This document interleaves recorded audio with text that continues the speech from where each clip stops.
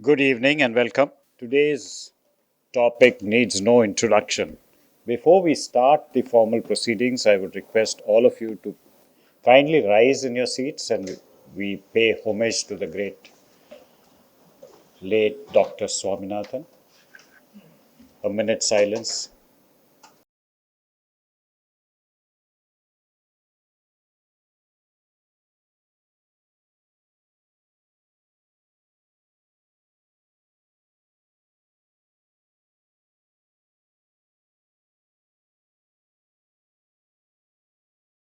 Thank you. So, our topic today is the life and work of Dr. M.S. Swaminathan. And to speak about him and his work and his life, we have a very distinguished panel. We have Dr. Soumya Swaminathan here. We have Mr. M.R. Subramani and also Professor Kesavan, who has not only been his student but also worked very closely with him in producing a number of papers. So let me first introduce the panel of speakers. Professor Kesavan was a student of Professor M.S. Swaminathan for doctoral PhD research at the Postgraduate School of IARI, New Delhi during 63 to 66. During 67 to 70, he taught at Calgary University and Dalhousie University in Canada. He was invited to join the newly established JNU in New Delhi. He was the first faculty to join. With his joining in JNU, the School of Life Sciences was set up. And during his tenure in JNU, he became the fellow of several science academies in India. During 1990 to 1993, he was invited to become the director of the Bioscience Group at the Bhabha Atomic Research Center, Mumbai. And at the end of his tenure as director of Bioscience Group, he was awarded Homi Bhabha Chair in Nuclear Sciences. At the suggestion of Professor M.S. Swaminathan, the Chairman, Atomic Energy Commission, instituted the Homi Bhabha Chair at the M.S. Swaminathan Research Foundation. And Professor Kesavan was appointed to it. He was also honorary executive director of the foundation. I have great pleasure and honor in welcoming you, sir. Please join us on the dais.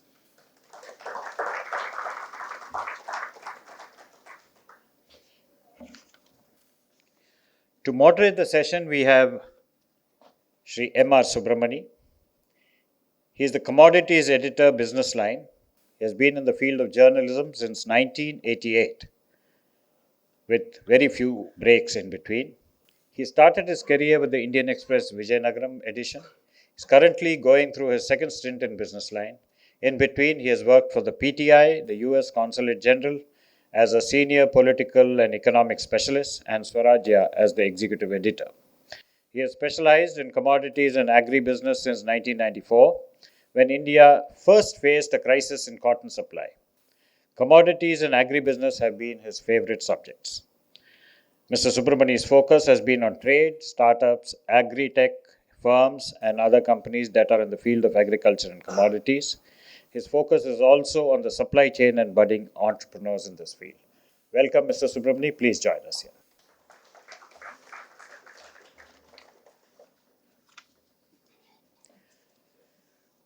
Dr. Soumya Swaminathan was most recently WHO's chief scientist and before that the Deputy Director General for Programs. Returning to India, she took over as chairperson of the M.S. Swaminathan Research Foundation in February 2023.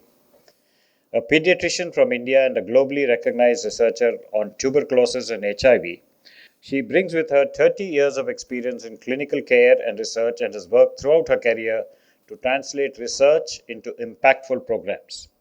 Dr. Swaminathan was Secretary to Government of India for Health Research and Director General of the ICMR from 2015 to 2017. In that position, she focused on bringing science and evidence into health policy making, building research capacity in Indian medical schools, and forging South-South partnerships in health sciences. From 2009 to 2011, she also served as coordinator of the UNICEF, UNDP, World Bank, WHO Special Program for Research and Training in Tropical Diseases in Geneva. She received academic training in India, the UK, and the United States of America, and has published more than 480 peer reviewed publications and book chapters. She is a fellow of the US National Academy of Medicine, the Academy of Medical Sciences of the UK, and a fellow of all the science academies in India. She has received several honorary doctorates, including from Karolinska Institute, EPFL Lausanne, and the London School of Tropical Medicine and Hygiene. She serves on several national and global advisory bodies and committees. She is an adjunct professor of Karolinska University in Sweden and Tufts University in Boston, USA. The board member of the Alliance Biodiversity Coalition for Epidemic Preparedness Innovations, FIND, Population Foundation of India, and others. She is also a governing council member of the Tamil Nadu Climate Change Mission and chair of ICMR's Scientific Advisory Board. As WHO's inaugural chief scientist, Dr. Swaminathan built the science division with a focus on research, quality assurance of norms and standards, and digital health. She played a key role during the pandemic in coordinating scientific efforts at the WHO as well as in setting up COVAX with a focus on equitable vaccine distribution to low and middle income countries. It is an honor and a pleasure to invite Dr. Soumya to the podium to join us in this session. So, without further ado, let me hand over the proceedings to Mr. Subramani, who will moderate this session with this distinguished panel. Thank you. To start the session, we'll have Dr. Soumya Swaminathan. So she'll speak to us for about 20-25 minutes. Kesavan will speak, and then I'll also have some few remarks to make, and then we'll have a more session where we'll have some discussions on Dr. Swaminathan, and then for at least 10 to 15 minutes, we'll open the whole floor to the audience. So over to Dr. Swaminathan. Thank you. Thank you very much, and good evening, everyone. And thank you, Mr. Chandramouli, for organizing this event. I want to start by something that Professor T. Ramasamy said last week when he was asked to speak about my father. And I think everybody knows Professor Ramasamy. He was Secretary, Department of Science, Technology, and a very illustrious scientist. He said that Dr. Swaminathan is proverbially like the elephant that was described by several blind men who each one saw one facet and thought of him in a particular way, but nobody really had seen or experienced, maybe a few exceptions. So even over the last few weeks, it's been quite overwhelming to read and hear, from various corners of the world, people coming and or writing to us really about particular incident or a particular way in which they had connected with him. And most recently, a Vietnamese agricultural scientist who went on to become the Minister of Agriculture, who was one of the trainees that my father had picked up to get trained in rice research and brought to India and so on. So the whole of Southeast Asia, actually, he helped to set up rice research institutes. And so many people who later on became very prominent as top scientists or as ministers in this case, had worked and trained with him, including in, challenging circumstances like North Korea and Myanmar under military rule. So let me just go back and maybe from the perspective of a daughter, but also then later on of a professional who also took research up as a career, and how and what I saw and learned from him. My earliest memories as a child, we had a very happy childhood. We had three sisters, and we grew up at the Indian Agricultural Research Institute, also known as the Pusa Institute, in Delhi. At that time, the area surrounding that institute was, Patel Nagar and Shankar Road and things was, today it's unrecognizable, but it was an era when you could actually walk. We went to school by bus, so we would walk to the outer gate of the campus from where the Delhi Transport Corporation buses would run. So we had a good walk through the campus actually to come back home, and on the way, of course, we would stop and be chatting with people. We knew most of the students. Everybody went around on bicycles in those days, including my father. And he had his files at the back in a basket, but he also always rode a bicycle till much later, I think, when he then had a driver and an official car. But in those days, we also had bicycles, so we were either walking or cycling, and we would just stop for fun at the botany department or the genetics department, and where we always had familiar people, including like Dr. Kesavan and so on. Then, of course, at home also, the house was always full of students or faculty who were coming to discuss their projects and so on. And even on Saturdays and Sundays, so it was non-stop work. As far as my father was concerned, there was really no work time, home time. It was anybody, anytime could walk in. And in fact, my youngest sister at a point got so fed up because she said, even Sunday mornings, you don't have time for us. So if anybody came to the door, she would make up some excuse to say that. So once she said that, my father has gone to the wheat fields, and it wasn't actually the season for wheat. There were no wheat fields at that time. So everybody knew that it was a fib, but I think we got used to very early on actually sharing him with a lot of other people, and it was taken for granted that there was nothing that he wouldn't do to help students.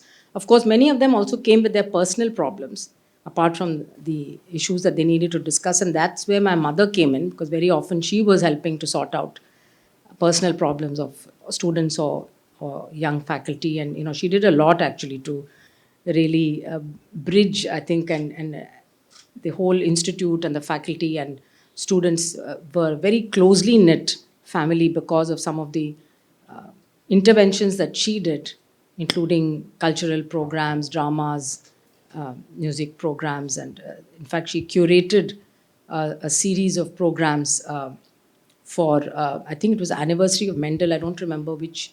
Maybe it was 150th year or something like that, where they did a dance drama on the DNA. I think this was set to music by Ravi Shankar, and I remember it was a huge hit. She also ran a creche for the children of the staff, all levels of staff, and it was the first time, I think it was called the Nehru Experimental Center, and it was a place where she also was experimenting with her ideas of preschool education and training local women who, because you couldn't get teachers to really come and work there at a moderate salaries. So I think that some of the mothers got trained, and they were the teachers who ran that creche. And then later on, she was associated with mobile creche. One of our earliest memories also is going into the surrounding villages. Again, Delhi in those days was very different. Haryana was very different. So moment you drove a few miles out, you were basically in the fields of Haryana. And so very often we would go for picnics to farmers' fields. But the picnic was also a way of finding out what was happening in the fields. So my father may have been talking to farmers over there, finding out things about. That was a time actually when the Green Revolution experiments were being done in the 60s, and these new varieties of wheat and rice were being tested in farmers' fields. And so we used to enjoy the outings because we would be running around playing in those fields.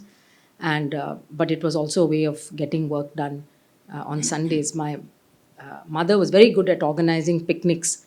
So I remember in the winter months in Delhi, we did a lot of picnics on Sundays, going to many of the beautiful sites, archaeological sites around Delhi, which again in those days was very different, I think, from what they have become today. We also went on vacations, summer holidays, and again my father would join only for a very limited period of time, perhaps a couple of days that he would be able to take off. But my mother always made sure that. So we went to a number of places around the country where we have very, very pleasant memories, and through that we learned, I think, about the culture of people in different parts of India, about and also a lot about the environment and so much. So I think travel really adds so much, to your own view of the world. And what I remember is that we would sometimes be staying in an ICAR guest house or in a forest department guest house or some other government guest house. And so when my father came, they would always welcome him very warmly. And then when we were about to depart, he would always not be seen for a few minutes. And so when we actually found out, like, where is he gone, we were all getting into the car, it would turn out that he's gone inside into the kitchen or right into the back of the guest house, actually, to thank the people who work there, the cleaners, the cooks, and people like that. And this is why people never forgot him, because I think it's very rare that an officer would come and stay and then bother to go in and do that. So this is one very characteristic of his personality, whether it was in a home or a hotel or a guest house. Many of my relatives also noted that he would always go in to thank the cooks and others before he left anybody's house if he'd had a meal there. So these were all lessons, I think, for us, which we observed and learned. It was never, we were never told that we should do certain things. That was the other thing, that my parents were very non-judgmental, in that they never imposed their views on people, but they were also very open and secular, and we had a very, very liberal upbringing, both in terms of, as girls, we never were ever made to feel that we had any fewer options than boys might have had. And so there were never any boundaries, constraints on what we might want to do, whether it was going for mountaineering or whether it was going and joining an activist group and protesting. So I remember my youngest daughter once told my father that, I'm going to be outside your office protesting today, because she was part of a youth group, environmental activists who were protesting something, environmental, some law. And so he was in a position of, obviously, in a senior position in government. So she said, I hope you don't mind, but I'll be there amongst the crowd, protesting. So, and my middle sister was a mountaineer, and, she used to go off. And in those days, before mobile phones and all that, it was not so easy to be in touch if you went off for a month into the Himalayas. So we were given free this thing, and we were also not told what career options we should take, etc. So each of us could choose whatever we wanted to do, both in terms of hobbies as well as in terms of studies. We were never asked at home what marks we got. In fact, quite often we would come home with a report card. It was irrelevant. Whether you brought a report card, you showed it, it really didn't matter sometimes. So we even stopped thinking about it. Whether you came first in class or you didn't, it made no difference. It was also in terms of, class or religion or caste, there was no lines, there were never any, we were never conscious of the fact that there were so many divisions in society. Maybe at that time, society was also a little bit different. But I must say that in our household, I'd never even heard the word caste ever mentioned. And it was much, much later when I grew up that I realized that, people are very interested in knowing about these details about you. It was never discussed. We celebrated many religious festivals in a fun sort of a way, and Christmas parties in our house were always very popular, especially with the foreign students who were away from homes. And so my mother made it a point to invite all foreign students home for Christmas, because she knew they would be missing Christmas with their families. And so we had always a lot of Christmas cake, Christmas carols, and a lot of fun at that time. And we often had students who were very good musicians. So our house was also full of music at that time. And similarly, we would have Holi and Diwali, and it was always a lot of students. In fact, we were very frightened at Holi time, because these hundreds of students would come in a crowd, actually, with a lot of color, and we used to run and hide at the back of the house because it was a bit intimidating. Later on, when I went to medical, again, it was going to medical school was something that just happened by chance. It wasn't something that I had planned or wanted to as a child. But I became interested in research from very early on, and I'm sure that was again an influence of growing up in that environment, and so I used to often go to the animal labs. Actually, I was very fascinated with animals, though I didn't like the fact that, they would be sacrificed, but I would play with them. So I wanted to go into a career of research, and my goal was to be a geneticist actually. But it turned out that all of my classmates were appearing for the medical entrance exam when I was in the BSc. And so I just gave one medical entrance exam. I don't know why I did that, but I wrote only one entrance exam. And most people, and in those days, this was before NEET and all that, so it was not a common exam. You had to write college by college. And most people took 10, 15 entrance exams. And I got into the Armed Forces Medical College. So then my father said, well, you can always do medicine and still be in research. And in fact, there's a need for more medical researchers in our country. So why don't you go ahead and do your MBBS? It doesn't mean, because I thought becoming a doctor would mean going away from research. But he's the one who said, no, you can still be a researcher. And in fact, there's a need for people who understand medicine and biology to go into research later. So that's what happened. I never lost my interest for research. And my father came to the college a couple of times when I was passing out. I got a lot of medals and things like that. He came actually for my passing out. And then soon after that, we went to visit Baba Amte in his Anandvan near Sevagram in Wardha district. And we also went to Sevagram, Vinoba Bhave's ashram.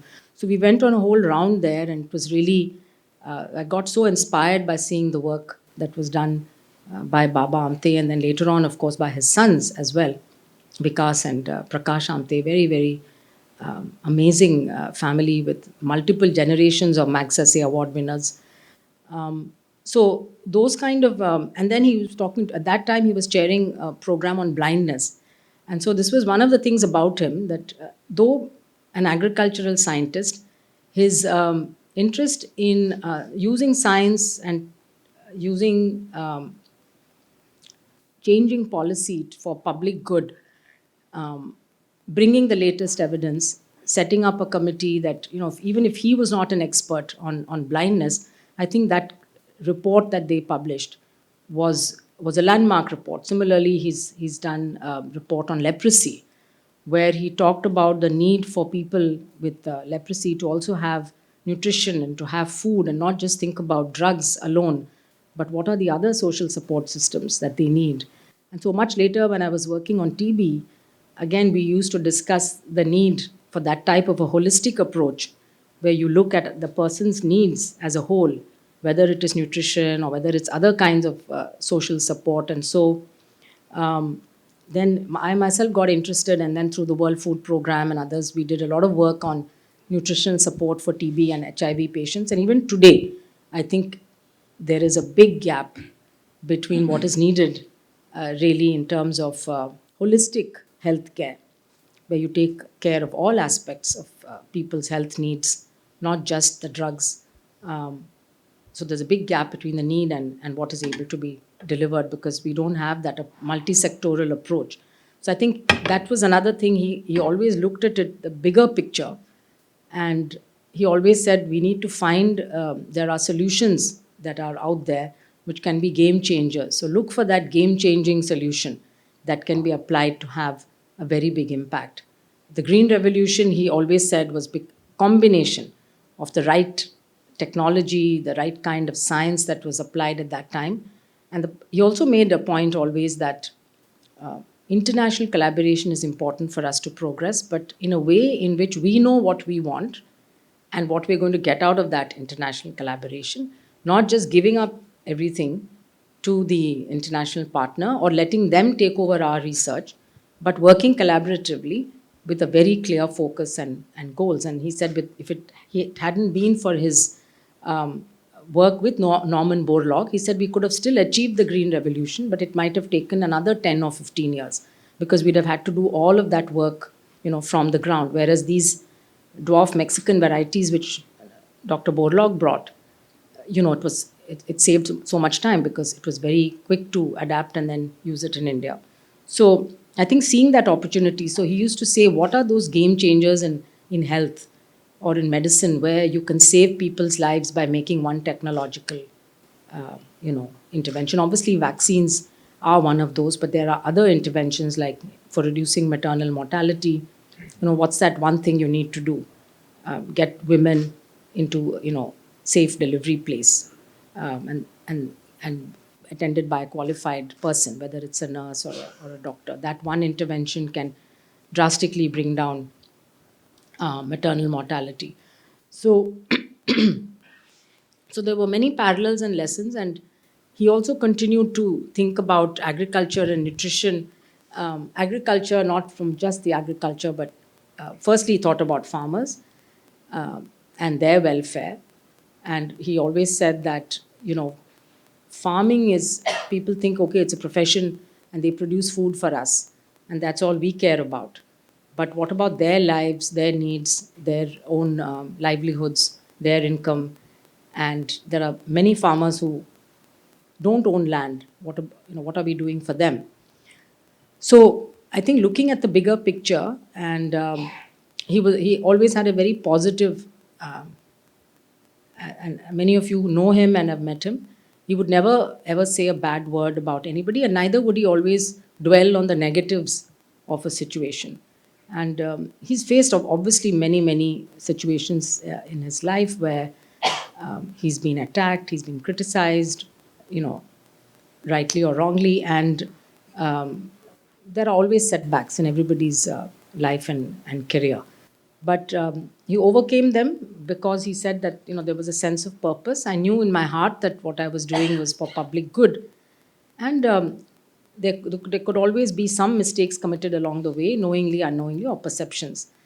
So he always tried to listen to the other side and learn from them, and not engage in a to and fro argument, but rather try to maybe take on board the criticisms and see if there was a kernel of truth there, something that needed to be corrected, or if not, then you tried to explain to the other person what and why you did certain things and the rationale behind that. So when he chaired committees, it was, people say that,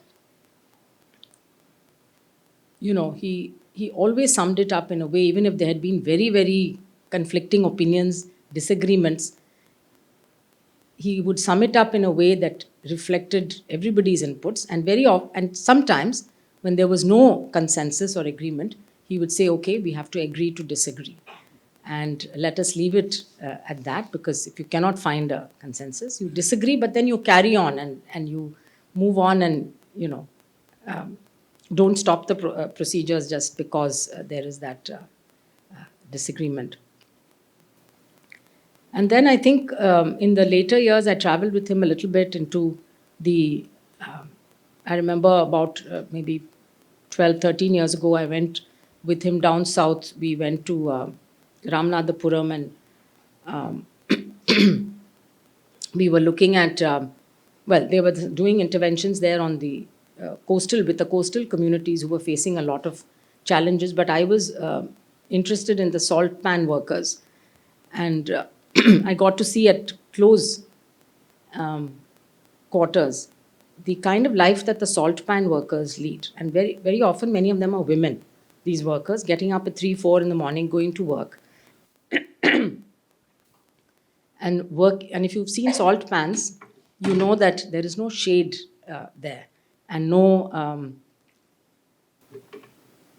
very often no facilities, which means that for women, there's no chance of going to the toilet, because there is no toilet, and there are not even trees or shrubs that normally they would have gone behind.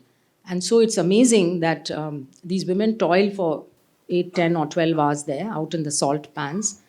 And so they don't eat or drink anything, because there is no scope for going to the toilet. And so many of them chew pan or chew betel leaves or something to keep themselves going. They eat at 3 or 4 in the morning, and then they don't till they come back home and cook. And their children also are obviously neglected because they are away from home. So a simple thing like salt, which we all take for granted and we all use on a daily basis, we can't survive without, but the people who actually produce the salt. And so I remember writing a piece for the Hindu at that time, saying rubbing salt in their wounds or something it was called. It was just the stark lack of attention that has been paid to very basic needs of human beings, who are working in a profession, and all of the convoluted reasons why this is allowed to happen, and why none of the labor laws or anything, seem to apply to these people who are all informal workers working for a contractor. So I remember when we went to the village, my a lot of people started coming to me and asking for asking me about their health problems. So he said, "Oh, here you are much more popular than I am, because if you have a doctor and then you have an agricultural scientist, who wants an agricultural scientist? They would rather meet a doctor who's come to this remote village. So definitely you're going to be the center of attraction here." But things like this, even the salt pan workers, I think there was something, he must have said something which got me interested enough to delve deeper into it. And then I realized that even my own ignorance, I didn't know all these years how this was done. So, like that, there are many examples. He could be,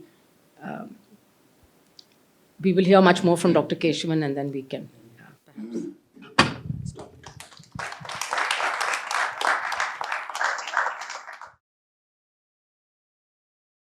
Thank you, ma'am. Now I invite Dr. Kesavan to present his views. Good evening to all of you.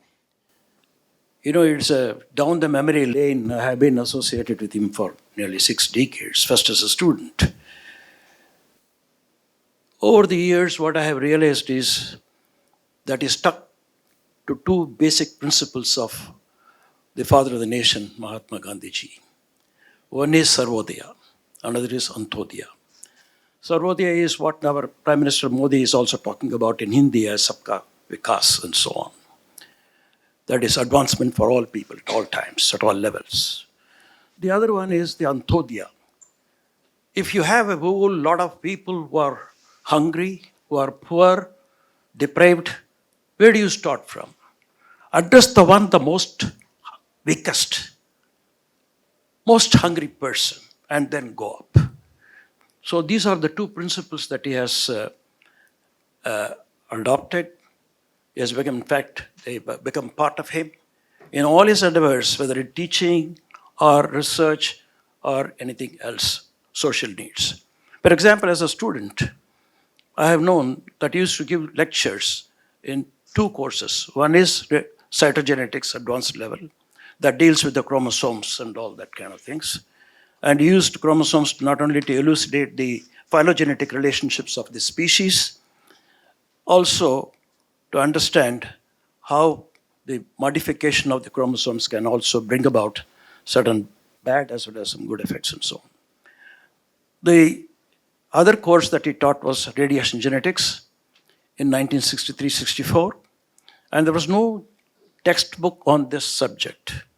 So he synthesized a textbook material, if I may say, from various publications spread across Science, Nature, International Journal of Radiation Biology, and so on.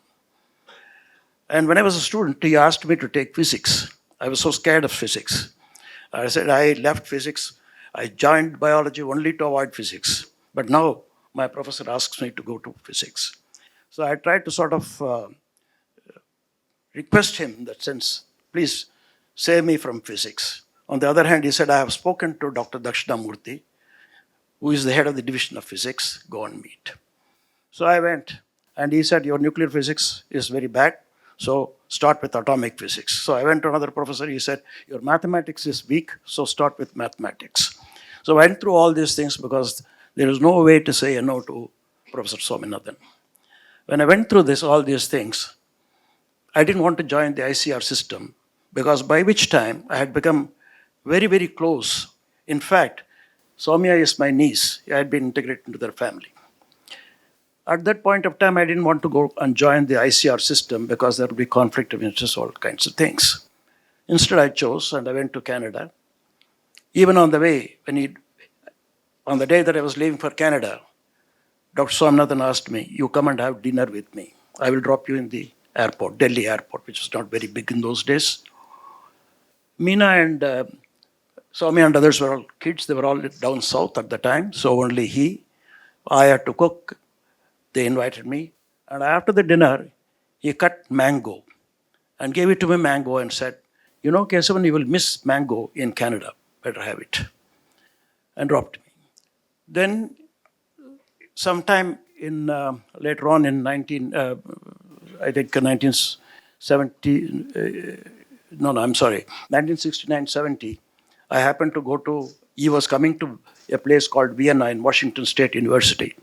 I was teaching at Halifax, Dalhousie University. So I flew down to see him. We watched the human man landing, 69 it is, man landing on moon and all that kind of early morning. I made some coffee for him and took it and all that. That is another reminiscence. He remembered that.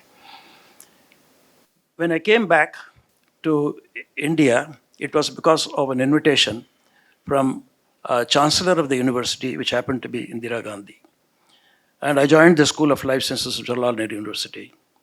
And during those years, I had maintained some contact with him.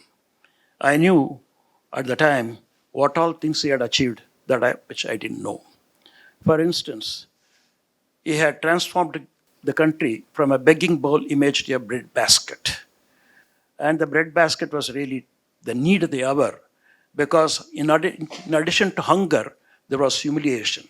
Humiliation is because of the fact that Paul Ehrlich wrote a book on India's situation, overpopulation, population time bomb, and this is going to happen, and people will die on the roads and everywhere.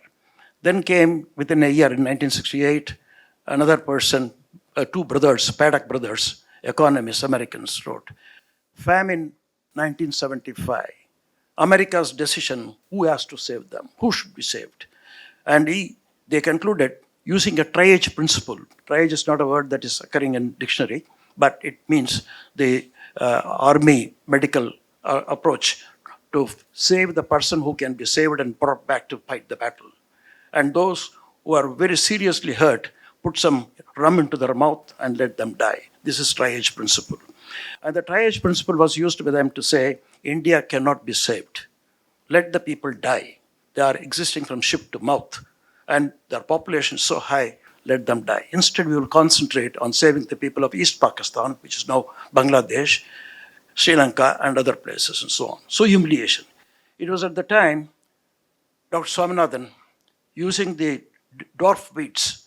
Dwarf wheats are important in the sense they can take up a lot of chemical fertilizers. The Indian wheats were having tall stature, and if you put a lot of nitrogenous fertilizers, they would lodge. So all the grains would be lost. So what they needed was short varieties of wheat and then rice, but with having long panicles, so that it will have a lot of grains. So using this strategy, he developed what he called dwarf wheat and dwarf rice revolution in regard to that. In 1968, Government of India brought out the special commemoration stamp commemorating the wheat yield gain. Incidentally, that wheat yield that he recorded between 1964 and 67, 68 was 10 times higher than what wheat improvement had taken place during the preceding 4,000 years. That was the thing.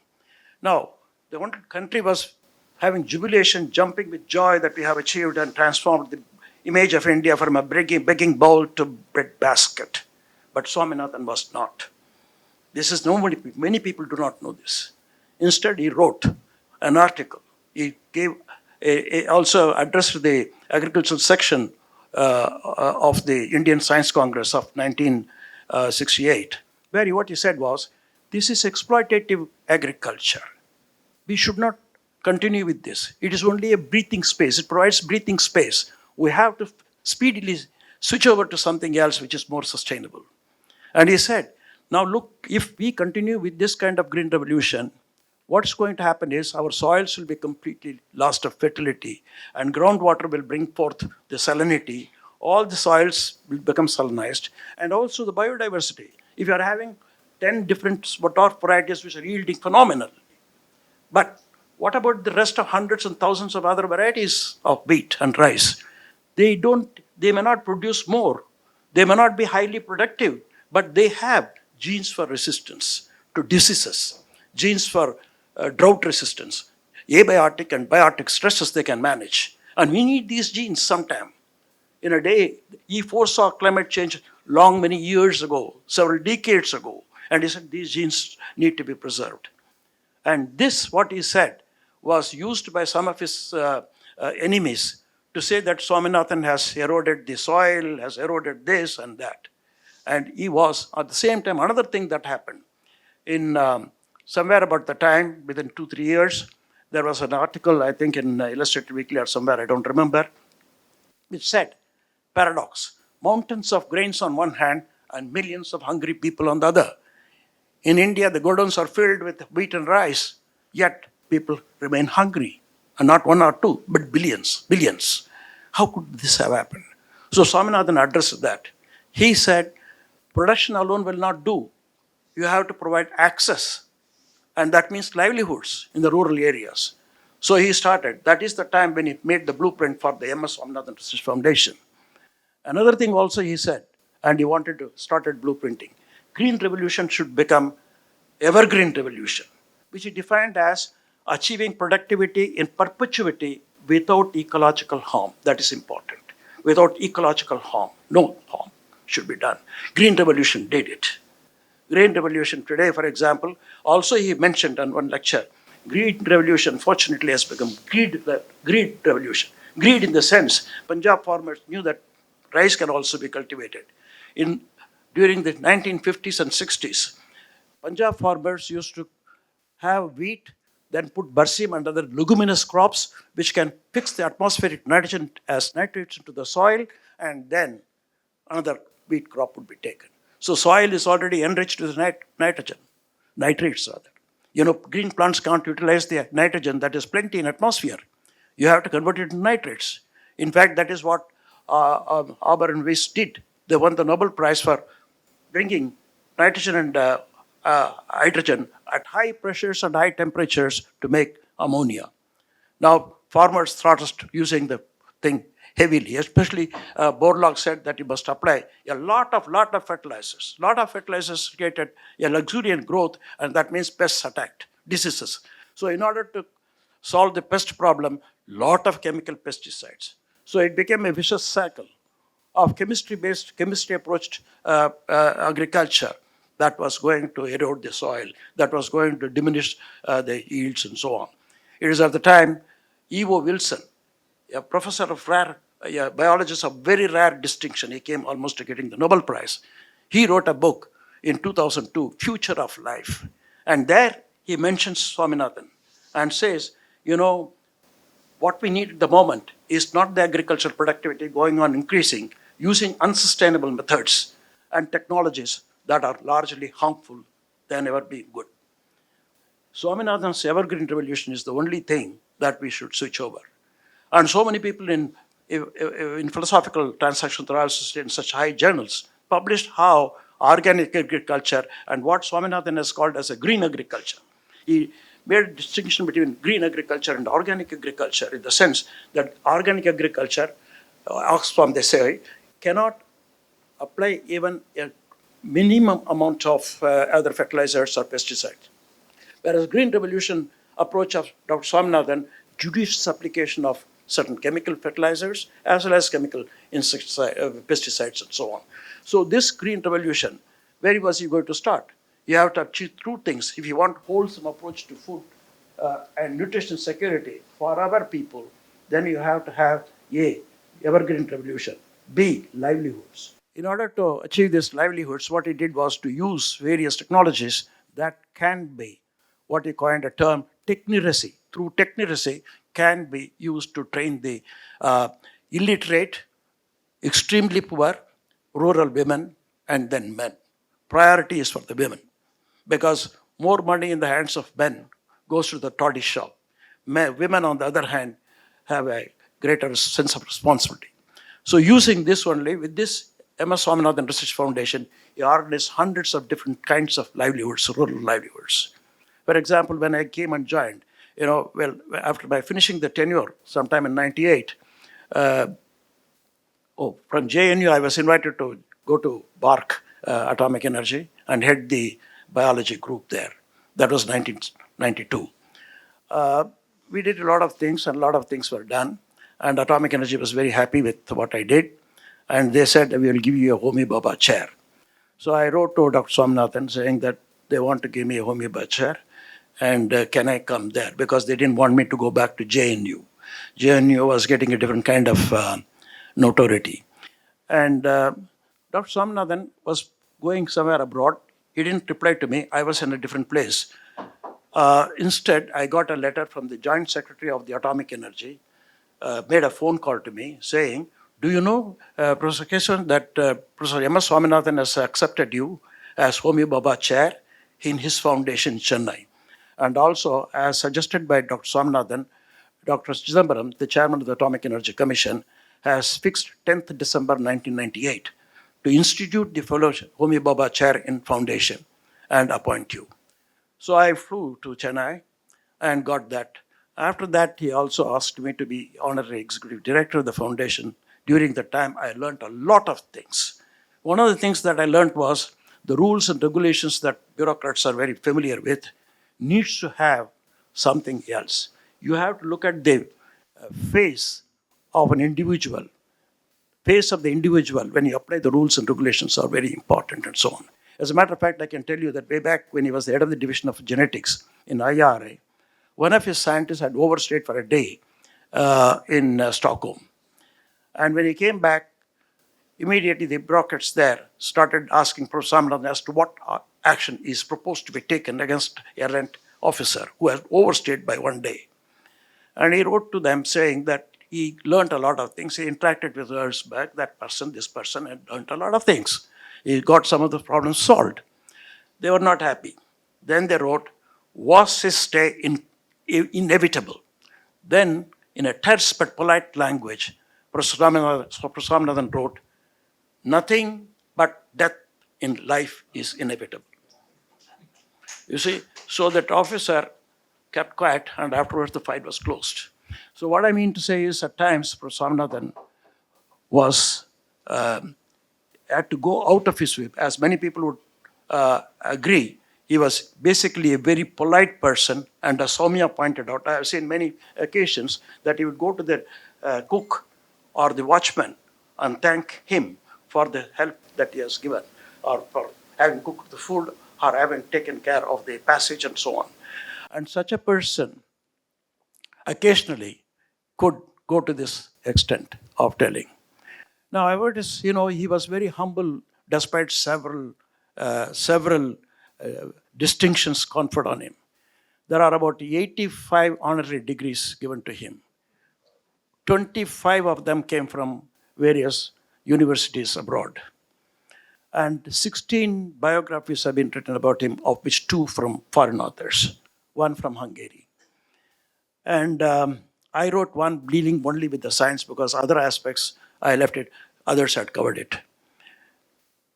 He was also the first laureate of World Food Prize.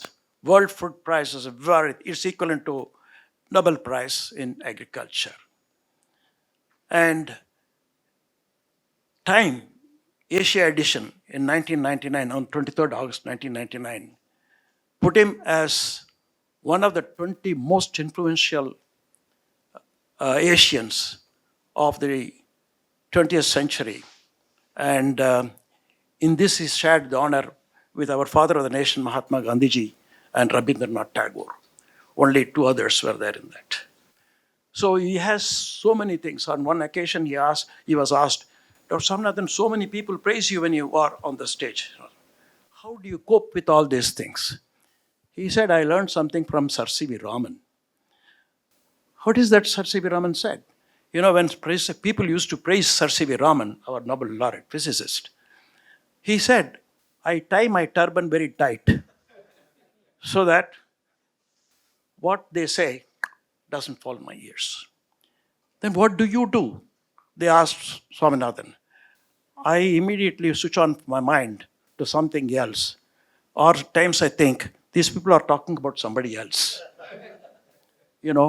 So this is his way of coping mechanism of dealing with that. Finally, I want to tell you in conclusion about his approach to food security. What Professor Swaminathan solved through Green Revolution was only to provide to satisfy calorific hunger. That is, when people have no food at all, carbohydrates, anything, they will die in course of time. Another one, which is important, is protein malnutrition. So what do you do about the protein malnutrition? And third thing is the hidden hunger, or what is called hunger due to micronutrient vitamin deficiencies. He addressed each one of these in his own characteristic way. Well, for Green Revolution, he didn't want to pursue the Green Revolution. And in this regard, there was a bit of a difference of opinion or perceived difference between Norman Borlaug and M.S. Swaminathan. When Swaminathan wrote in 1968, as I mentioned to you, the harmful effects of Green Revolution and why you should transform to evergreen revolution, Borlaug was very, very upset. Because Borlaug wanted his Green Revolution to spread to every nook and corner of this planet Earth. Whereas Dr. Swaminathan was not for that. In fact, Dr. Borlaug had a tough time with one Rachel Carson, who wrote a book, Silent Spring. And she was dying of cancer at the time which she wrote, and she died of cancer. And what she said was, this indiscriminate application of pesticides is causing all the birds, no more chirping the birds, and all the favorable honeybees and other things have all disappeared. And spring as you know, in the Western Hemisphere used to be very full of activities. Now, spring is silent, absolutely silent, because your insecticides, pesticides have done, fungicides have all finished all of them. Norman Borlaug was very unhappy with her. He said, for my Green Revolution, I depend exclusively and entirely and to a great extent on chemical fertilizers and chemical pesticides. Who is this woman writing all this? He was angry. Dr. Swaminathan's stand was that you cannot concentrate on productivity alone without due attention to environment, ecology. These are important. In fact, some people have described him as ecological economist. Economist who thinks that the GDP should not be the center core. It should be ecology. Build around it our economic GDP and other things and so on. That is so true. Because what we find today is the human footprint is increasing and biocapacity is decreasing constantly. One can think our Prime Minister, of course, is for development and development and development. But as a biologist, I wonder, how can one develop without natural resources being there? Natural resources are getting depleted very rapidly. In fact, there is a concept called ecological footprint. That is how much earth one needs, every individual needs for getting his food, for recycling all the waste, and so on. That is measured in terms of global hectares. So if at one point of time we had 3 global hectares per individual, America will have 25, that's a different matter. So if on average we have it. Biocapacity, that is Earth's capacity to go on rejuvenating itself, to produce, to absorb, recycle the waste and so on, is diminishing. So Dr. Swaminathan is really ecological economist. I'll stop it there.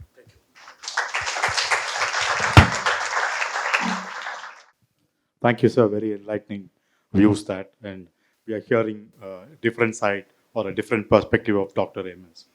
I think we are running short of time, but I thought I'll have a few words. I have a few points to share as far as Dr. MS is concerned. I would like to start on a personal note because I also share the same surname, Mankomba. So I know many people, when they ask, these days what happens is I have this Mankomba as part of my byline in the newspaper. So there are many people who will ask, what is this Mankomba you have in your surname? So the first response I give to them is that this is the ancestral village of Dr. MS. So then they will ask, where is this? Now, Mankomba is an equidistant 13 kilometers from Changanacheri and Alapura. It's a beautiful village, and earlier you have to cross by a boat, but now a road has come up. And I've heard that Dr. Swaminathan used to go and visit the deity. Now, Mankombo, many people will ask, is this Mankombo, which means deer of the horn. But in Malayalam, Mankombo means a branch of a mango tree. There's a small legend about it where somebody where there was an official in the Travancore kingdom who wanted to build a house. So he took permission from the king to cut trees from the forest. So while he was transporting it, there were three goddesses who approached him. But he asked them to turn ugly because they were looking very beautiful. So he asked them to turn ugly. So these goddesses turned ugly, and when the boat reached Mankombo, it refused to move. So of the three goddesses, one went to a nearby village, the other one went to another place, and the third goddess was there, and they didn't know where to consecrate that goddess. So there was one person among the crowd who got possessed by the goddess, and he threw a mango branch of a mango tree. And the place where that branch fell is where the Mankombo Bhagavati temple is there today. And that is why it's called Mankombo. The other, there are three reasons why Mankombo is famous. One is Dr. MS, of course. The other one, there's a lyricist by name Mankombo Gopalakrishnan. And the third one is, I don't know how many of you have watched the Tamil film Autograph.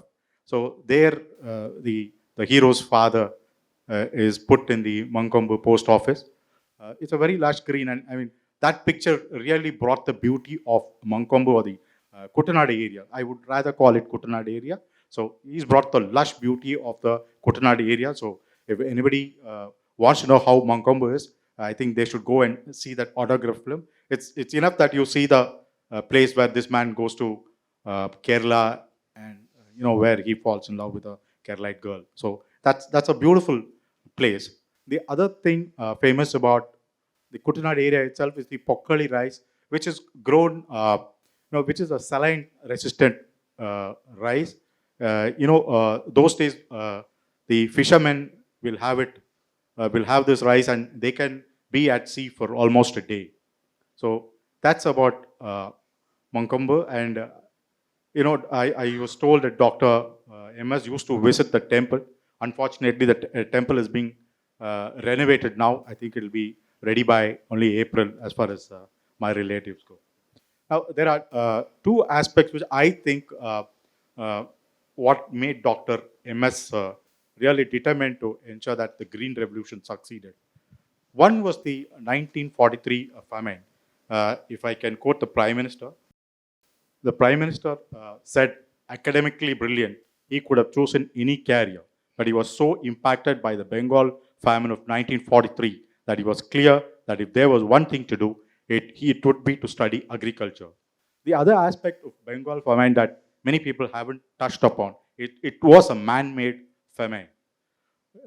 What happened was the British diverted the food that was meant for the Bengal people to its own soldiers who were fighting the Second World War.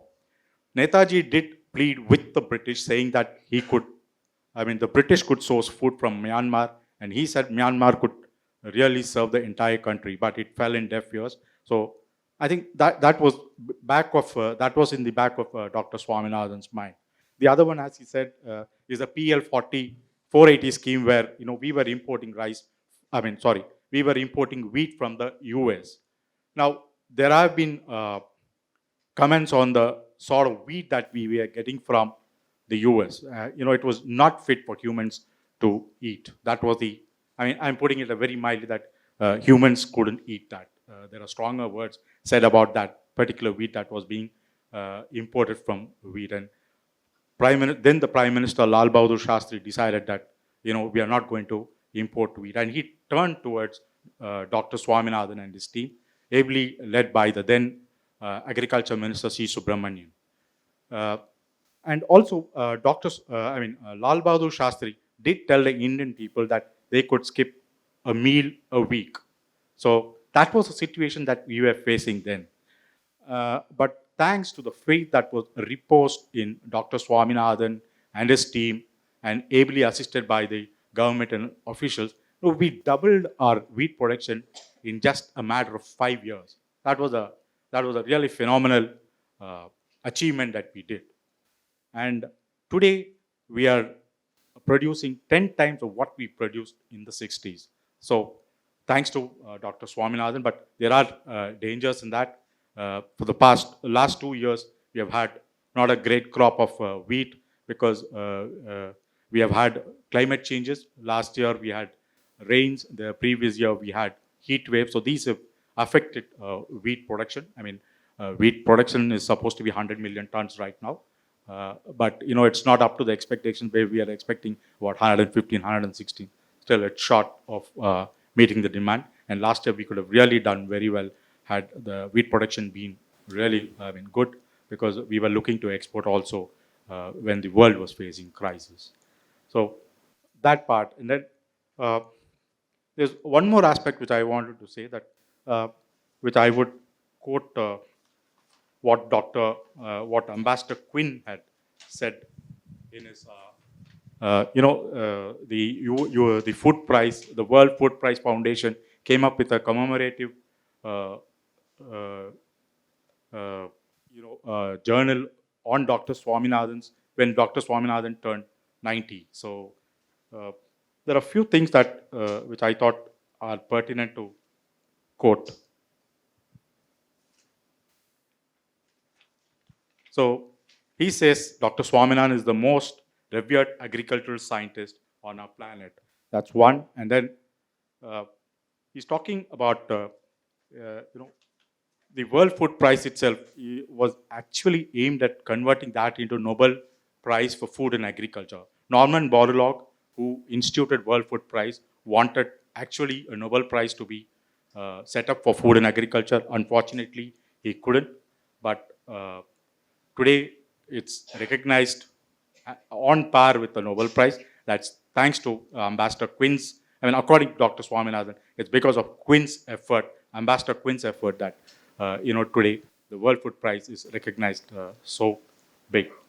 Uh, then, people, I've been talking about Dr. Swaminathan's uh, uh, contribution to wheat, but Dr. Swaminathan did see a lot of potential in rice. So I quote him from what he said at the Borlaug Dialogue in 2004. He said, rice is going to be even more important in future years because of its ample availability as a staple food for billions. That is why the International Rice Research Institute Gene Bank has over 100,000 strains of rice varieties grown in a wide array of weather and soil conditions. Again, later, 4 years later, in an interview to Reuters, he said, wheat is a gamble in temperatures. Rice is going to be the savior crop in the era of climate change. Without much ado, I have two requests, if at all, with regard to Dr. Swaminathan. One is, I think the center should definitely consider him for Bharat Ratna. And the other one I feel is high time we had a Nobel Prize for Food and Agriculture, because we are facing problems with climate change. We are facing problems with war. Ukraine war is really showing what food security is all about. So now I'll now shift down to the a bit of discussion now. I would ask Dr. Soumya Swaminathan, what exactly was your mother's role in Dr. Swaminathan's life? Because you were saying a lot. So what exactly? Because I think that is one of the most underscored role.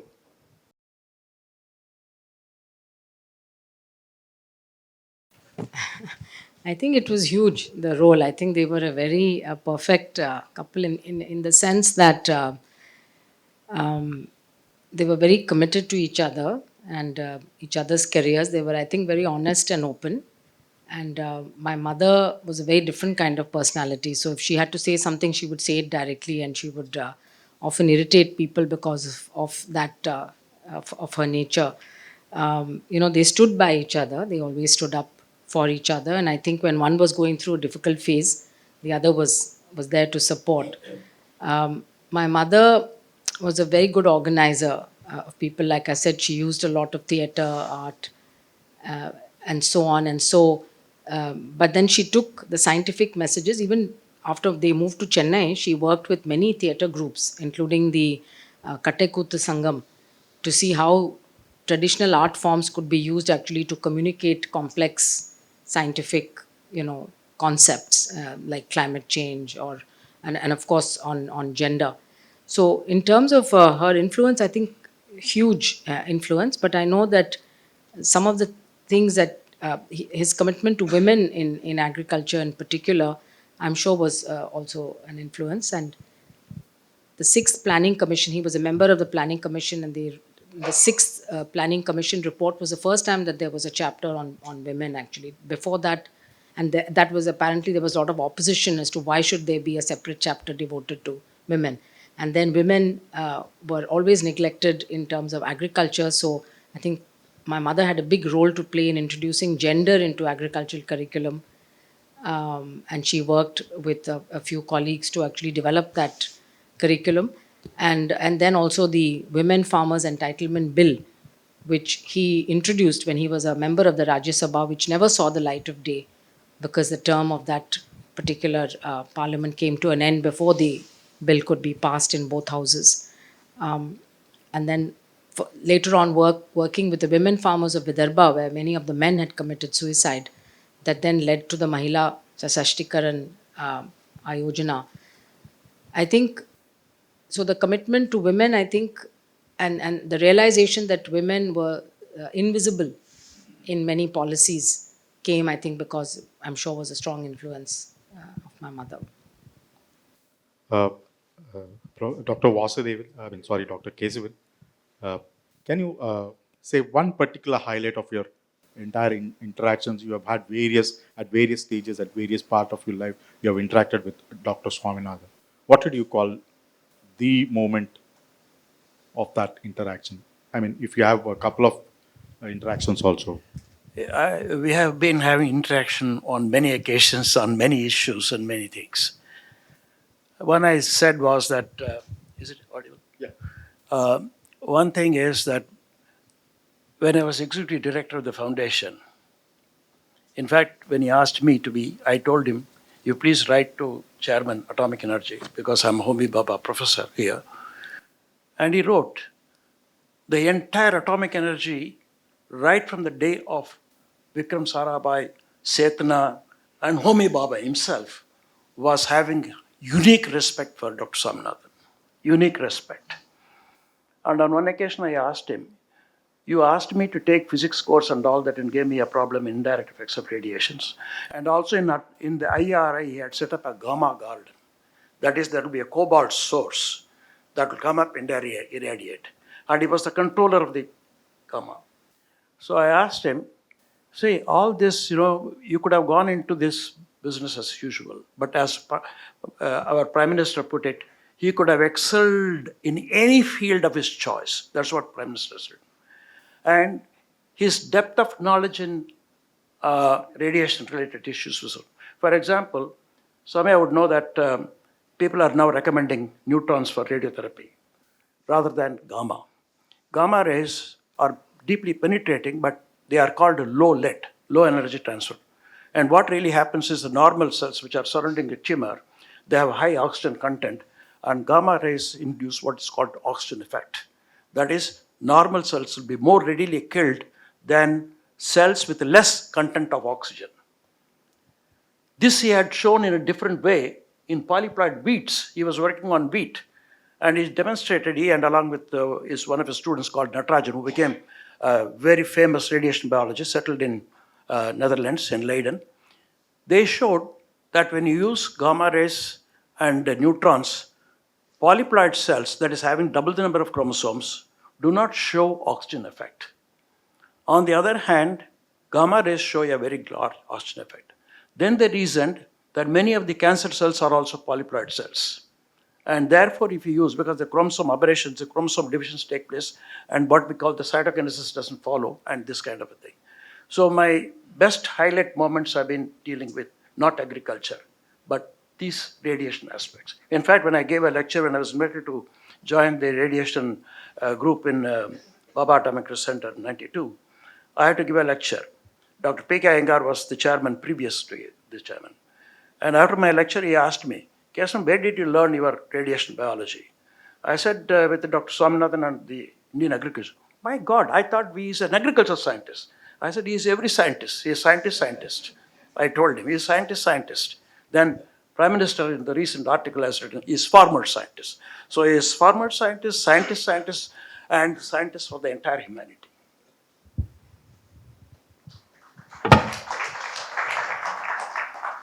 Dr. Soumya, you had a very active role to play during the COVID time.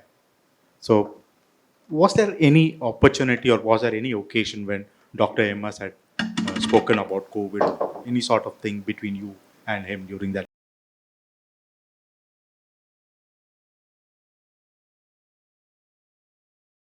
Yes, I mean, that was a difficult period, and I used to appear on the media quite a lot. So he was always very concerned because I think he's by nature quite cautious. And so he was always telling me, you have to stay your cool. There'll be a lot of people. And it's true that there were a lot of attacks. There was a lot of controversy. There was so much misinformation. So he was always kind of telling me, you have to stay balanced, stick to the science, don't go into extremes. People will try to, you know, provoke you and things like that. So I learned a lot of lessons from him actually on how to handle the media and how to handle, especially difficult circumstances like that. But then again, he could see the bigger picture, and he always said this COVID and pandemics like that are going to come in the future more and more often because we are not paying any attention to the root causes. And so there's no point putting a band-aid. Of course, we were lucky, we were able to develop a vaccine very quickly, but for the next pathogen, it may not be that easy.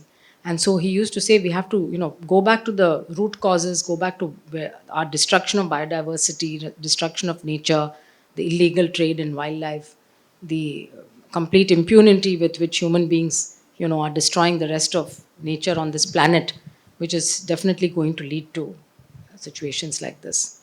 But it was a very difficult period for him because he said for the first time he was already, I think, 92, 93, and he had never missed a single day of going to the office. So he used to go every day to the foundation and spend time there, and his day was incomplete if he hadn't met a few scientists and discussed.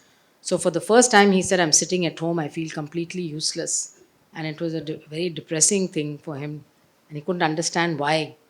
And he couldn't imagine that the world had changed so much that everybody had sat at home and offices were locked up and things like that. So it was tough.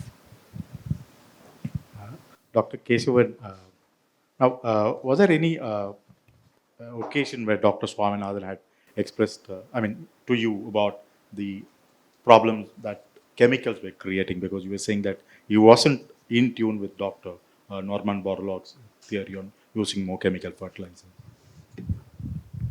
As a matter of fact, way back in late 50s and 1960s, when I was a student, he had already set up what is called a chemical mutagenesis laboratory in IRI.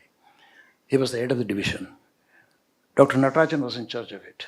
They showed how different chemicals in human environment could cause cytogenetic damage. That means it could lead to cancer and all that kind of things. And in fact, as I mentioned to you, in 1968 when he gave a lecture, that this green revolution is exploitative agriculture and it should be used as a breathing space and not more. He was very conscious of the effects of chemicals, not only chemical pesticides, but also chemical fertilizers. See, chemical fertilizers, ammonia, what we prepare. Now what has happened, it has completely changed the planetary equilibrium of nitrogen cycle. Now, atmosphere has got a lot of nitrogen. And what Haber and Bliss did was to convert it into nitrates. Now you put a lot of nitrates in the soil. Now normally before the invention of this nitrates, ammonia production, nature had a balance. One set of bacteria will fix the atmospheric nitrogen as nitrates in the soil. Another set of bacteria will reconvert, denitrify it, and send the nitrogen back to the atmosphere.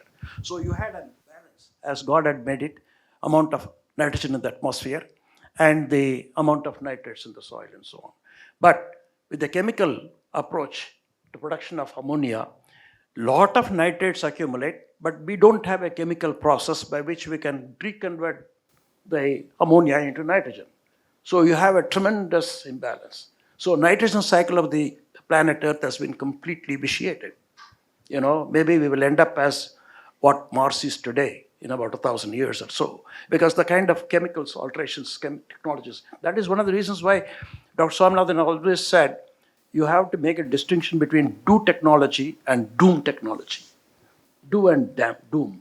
Many technologies, for example, I am convinced that genetic engineering of crop plants, as Dr. Swaminathan pointed out, he was the chairman of the agricultural biotechnology thing somewhere in 2003 or 4, and he wrote, please don't tinker with these genes that are going to confer resistance to biotic stresses of the plants, that is insect attacks, bacterial attack, virus attack, and so on. Because these also evolved. Darwinian evolution will operate on them. They will sooner or later acquire resistance, and your whole game. If you want to do something, produce genetically engineered crops to tolerate abiotic stress.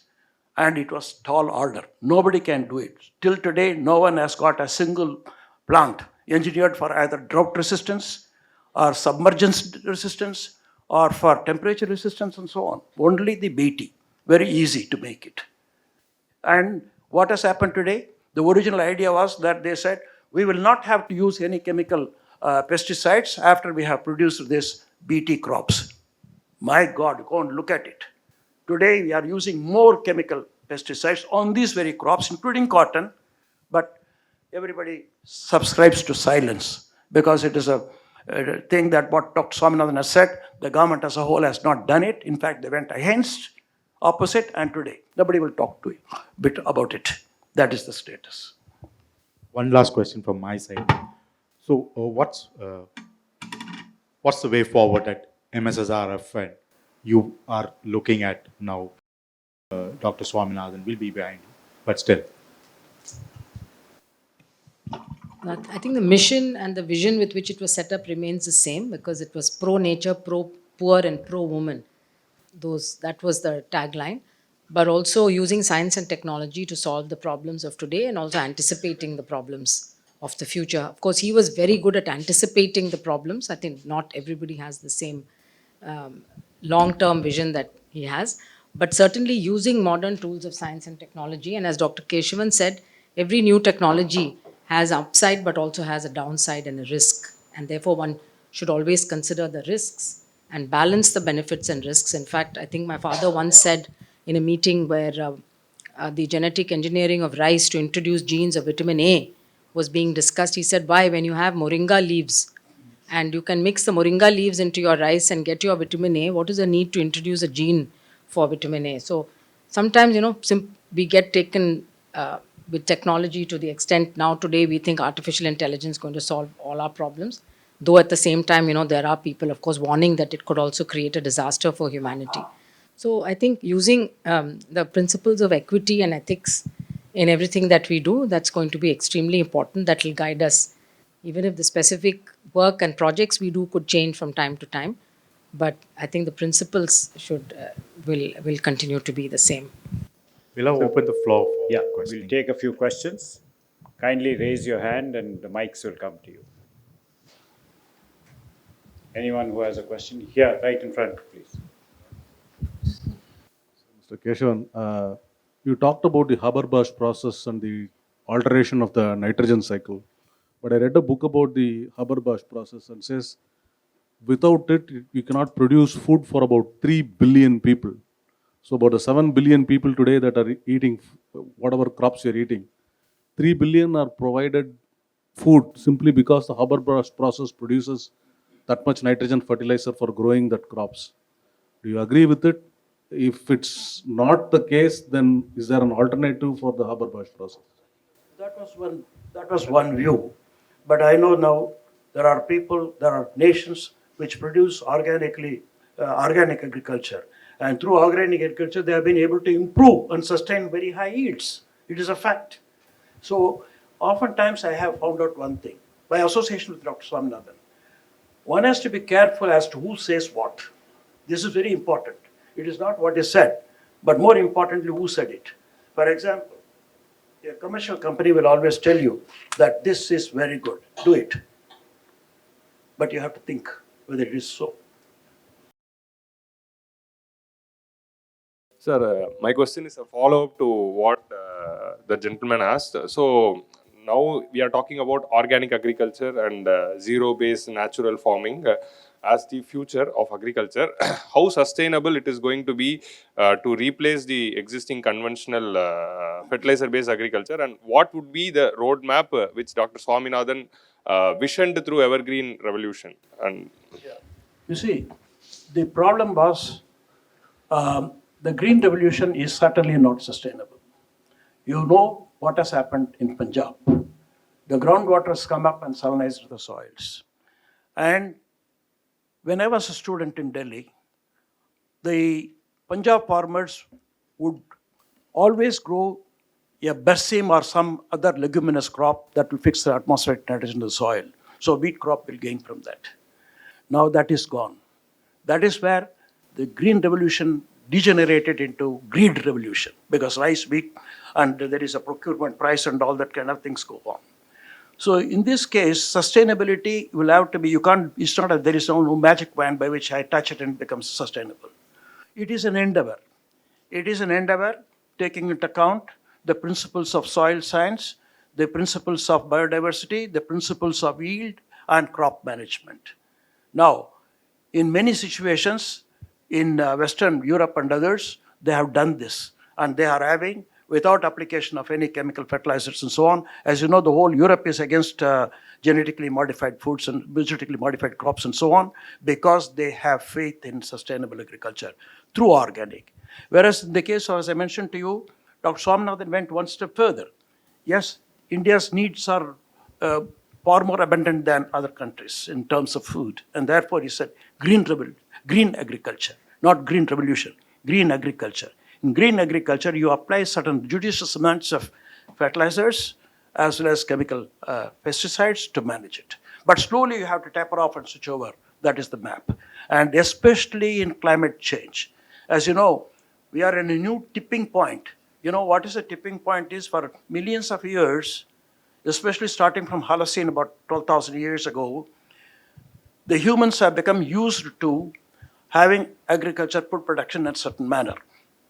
Especially in the last 10,000 years, agriculture and domestication of animals, etc., had become very important. Now, because of the climate change, vitiation of carbon cycle, nitrogen cycle, hydrological cycle, etc., the planet is now going to have a tipping point. That is, you go and switch.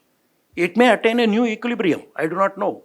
But that equilibrium is going to be strange for the next generations and succeeding generations of humans. They will not know how to manage. For example, right now, this year somebody told me that rain in Chennai was unusual.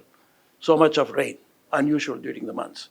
And now the question is whether northeast monsoon is going to come or not. If so, how? So all these phenomena are there. So we have to have, main thing that I find in perception and vision of Dr. Swaminathan vis-a-vis several others is that he always looked ahead. He took science into his thinking, various branches of science, not just agriculture, and then would plan how this is going to be affecting, may affect, may not affect, and what are the strategies that we have to prepare in order to meet the challenges. That is exactly the thing. Good evening, dignitaries. So my question is, now we are back to millets. The present day circumstances is telling that millet as a solution to the crops used such as wheats and rice during the Green Revolution. So how far the implementation of the millet crops will have its execution, because we are going to have a change in food habits with respect to the consumer. And in the other perspective, the farmers are going to face a challenge in changing the crops. So how far this implementation is going to be sustainable in the future? Anyone can answer. Class. Whoever wants Question to Sir Kesavan, sir, Dr. Kesavan. First of all, if I understood your question correctly, how are farmers going to deal with this minor millets or whatever you call and all that? Yes, sir. Okay. You know, if you look at the history backwards, down the memory lane, the farmers switched over from minor millets to rice and wheat. So it is very easy to go back. In fact, these millets are also known to be far more drought resistant. And also they don't need many applications of chemical fertilizers and so on. And above all, as I told you, they are climate resistant in this change. For example, as Soumya mentioned, uh, rice crop is, no, you mentioned, rice crop is far more tolerant to varying changes in the climate than wheat crop. Wheat is very sensitive. Now, millets are far, far more ahead than rice in this. So it will be easy and also more nutritious. In fact, people at one point of time referred to it as coarse millets. Dr. Swaminathan corrected it as nutritious millets. Coarse word is no more used. It is nutritious because they have abundance micronutrients and all that kind of things they have. And it is easy to cultivate, less water. Because if I recall papers published around 2005 after the tsunami in Nature and Science and so on, they had predicted that until about 2030, 2035, there will be a lot of rain. Afterwards, you will have drought. From 2035, 40, we are going to face drought of unimaginable magnitude. That's it. So millets are going to help us to some extent. If I can add, Dr. MS's RF Foundation has been doing a great job as far as millets is concerned. So they are reaching out to the farmers, poor farmers. It's been doing a phenomenal job, actually. So my question today is that very recently, today in fact, India has gone down further in the World Hunger Index.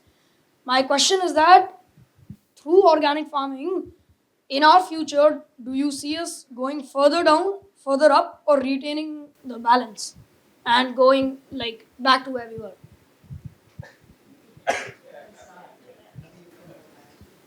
Start with that. It's a very good question. And it's again what Dr. Kesavan was saying earlier, that we actually have a lot of food in the country, and yet we still have too many undernourished people, and especially children, wasting and stunting in children that has a lifelong impact on both physical and intellectual growth. So really addressing the issue of malnutrition, especially in young children, is extremely important, but also anemia. We know from the surveys that anemia is still very high among women and children. So there is this paradox, and that's because we've become essentially a country that eats a lot of carbohydrates, either rice or wheat. A lot of people, because of affordability issues, that's what you get in the public distribution system. And protein is expensive, dals are expensive, and of course non-vegetarian eggs and milk and all of that is expensive. So people have less quantity of proteins and also very little greens, fruits and vegetables. So the National Institute of Nutrition keeps doing these surveys, and they find that less than 5% of Indians are actually getting an adequate quantity of what would be considered a balanced meal. So I think the issue today is not the quantity of cereals that we are able to produce, but, and this also addresses the millet issue, are people getting a nutritious and a balanced diet? The answer is no. And that is why we are doing poorly on various indices.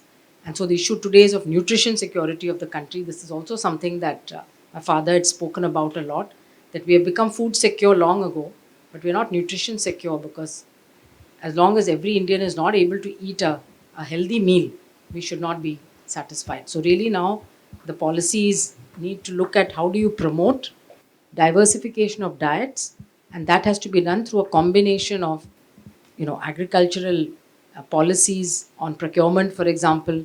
On my father talked a lot about storage and supply chains. The fact that one year you have a glut of onions and the farmers lose everything, they have to sell the onions for few paisa, and another year you have an onion shortage and then the prices go up again. These are all things the market forces operate because there is no good system. Like the system was set up for rice and wheat, we don't have a system for perishables. And while there may be lots of fruits and vegetables being grown, it doesn't reach people and it isn't affordable. So I think these are all things which really one has to think very deeply about. Your question is a very deep, cannot be answered in a few minutes, but maybe it's your generation who needs to really work, keep on asking these questions so that people are made to face up to the reality and do something about it.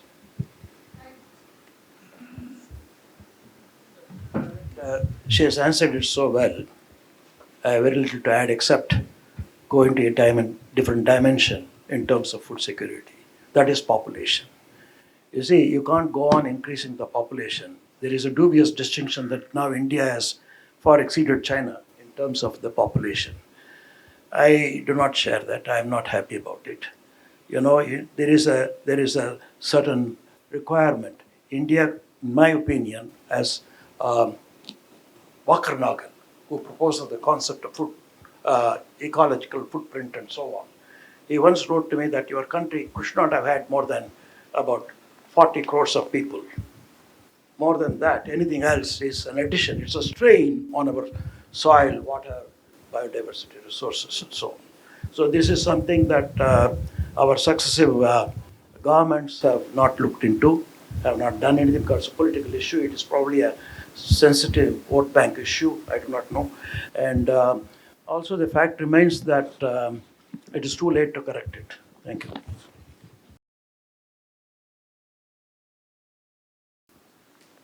So I have a question. So basically, nowadays in the modern world, of course, India's economy has been more centralized in technology and technological development, especially considering that it's a large contributor to its GDP.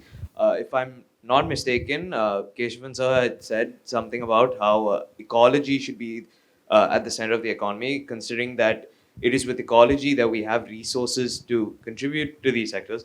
So my question is, what is a way that the Indian government could make sure that ecology is at the center of the economy, so that way ecological research is like what it was in the 60s and 70s? I would like to tell you one thing. Dr. Swaminathan, as the chairman of the Agricultural Commission, submitted a report in 2007 as to what should be done in order to double or triple the income of farmers. The government has not accepted it. So I don't know your question with regard to it. You have to ask the government, not me. Thank you. If there are no further questions, it's my pleasant duty to thank the panelists. It has been an extremely informative session. We got glimpses not only onto the work that Dr. Swaminathan has done, but personal glimpses into his life. And that's why we titled this session as the life and work. So many of us know about the work, but the personal experiences that both Dr. Kesavan and Dr. Soumya shared with us, I think, brought out that human being who rose to such greatness. We are very thankful to the panelists, and we are thankful to the moderator, Mr. Subramani, for telling us about Mankombu and what M in MS Swaminathan's name stands for. So thank you very much. Thanks to each one of you. You are here despite a lot of issues. I know for a fact that Dr. Kesavan has some very pressing personal issues, but he has made time to be with us. I thank you, sir, for being here. And Soumya, in spite of a busy, both professional and personal, commitment, she's here with us. Thank you very much. And to you too, Mr. Subramani. So we meet next week again. We have a different subject, this time on data protection. The new data protection law, what it implies for corporates, for the citizen. This is what we are going to go into the next week. So please do come next week too, and we hope to have a lively discussion.